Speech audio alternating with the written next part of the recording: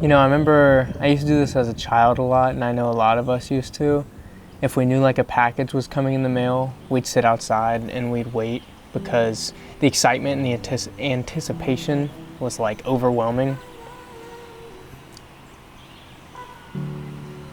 That's what I'm doing. I never stop.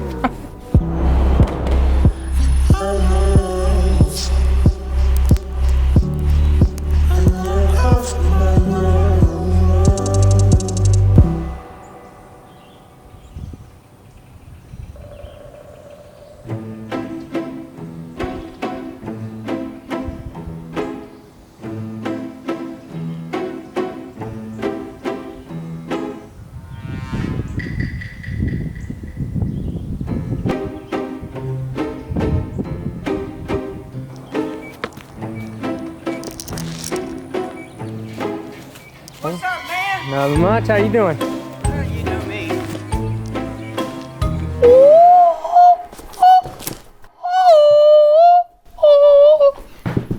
It's here. Yeah. If any of y'all follow me on Instagram, you know what it is. If you don't follow me on Instagram, put it in the title. I put it in the title, so you know what it is. Ooh, but for those of y'all who don't read the title, you don't know what it is. Baby. The Zcam E2 S6. Hey.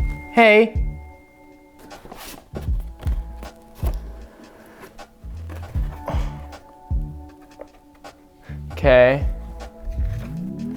Limited warranty. FCC caution.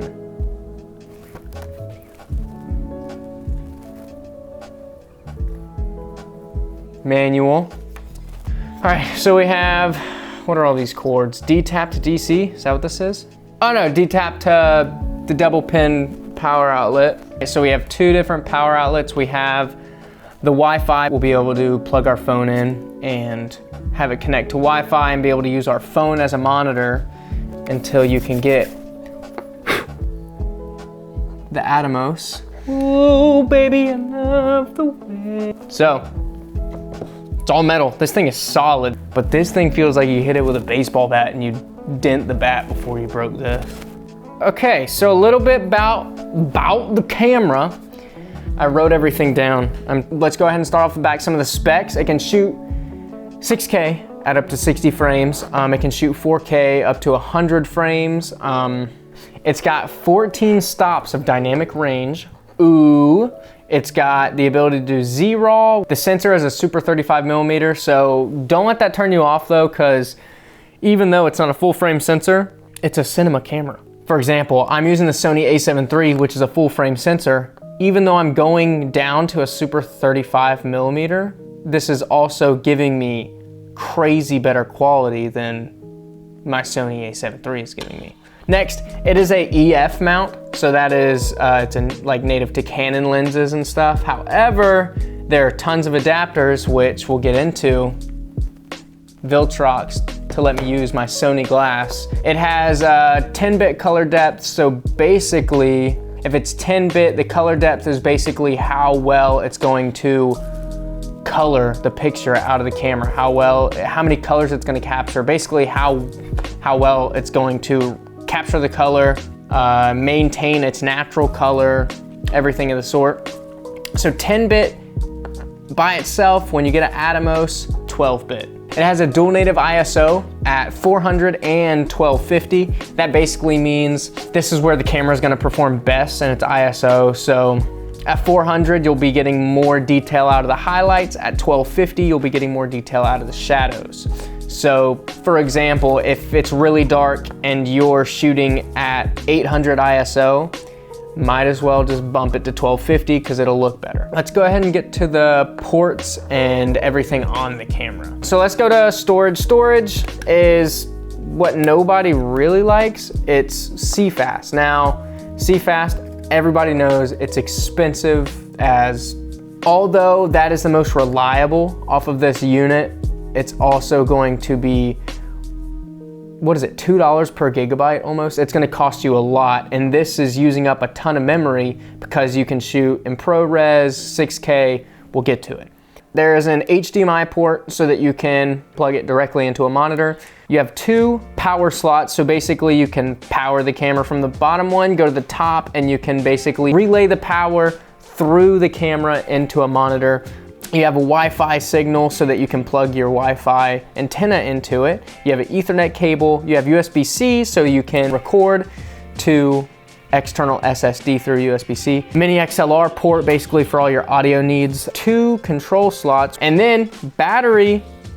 I'm super excited about it because I have tons of these because of all the lights I use. Sony NPF 970 batteries, or NPF batteries, I have tons of them. So the 970s they say this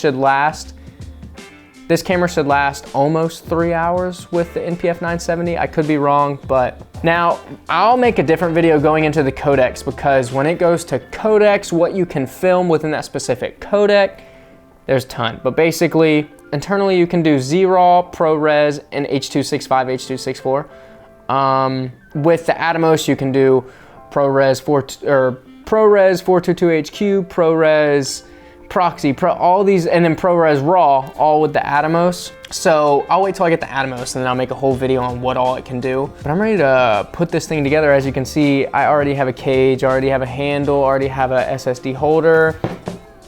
I'm ready to just put this thing together. And I have to go to the bathroom, so I'll be right back.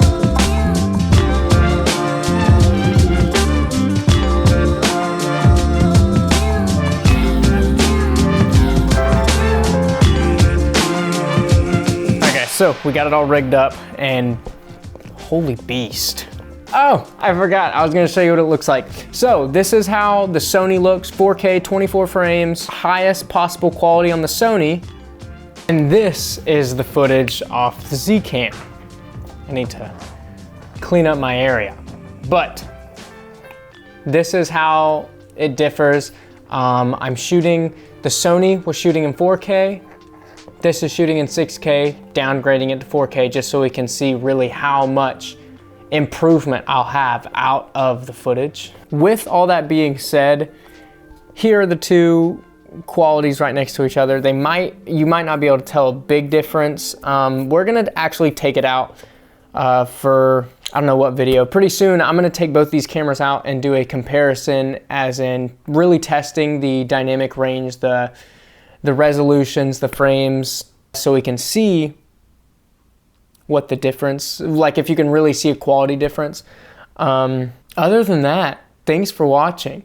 It only takes one to go get yourself a camera. It only takes one to go get yourself a cine camera. It only takes one to make a change. It only takes one to change the world, and that could be you. See you next time. I was gonna throw something at you, but everything on this table is valuable. See you next time.